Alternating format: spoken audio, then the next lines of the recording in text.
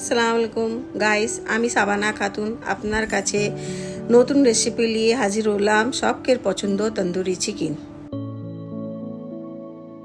চিকেনের লেগ পিসকে কাট লাগালাম, দেখেন এইভাবে।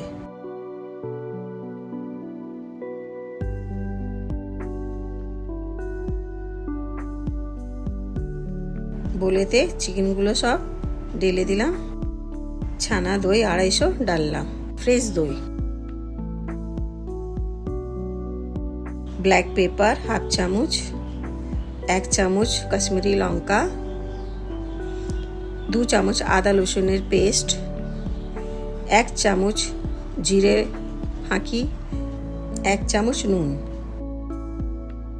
আধা চামচ গরম মশলা আর অল্পটা তেল ঢেলে ভালো করে ওকে মাখিয়ে নিন।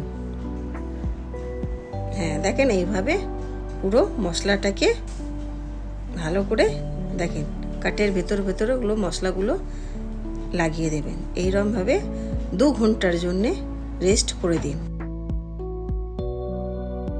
কুকারে চিকেনগুলো সব এইভাবে দিয়ে 5 মিনিটের জন্যে সিটিটা বের করে ছেড়ে দিন। তার কারণ চিকেন অনেক সময় ভেতরে কাঁচা থাকে।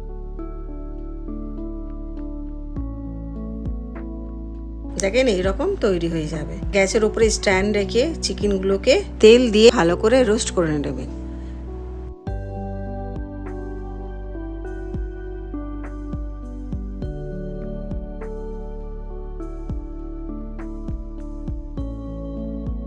দেখেন কতগুলো সুন্দর ভেতরে তৈরি হয়েছে। লাইক, শেয়ার এন্ড সাবস্ক্রাইব করবেন।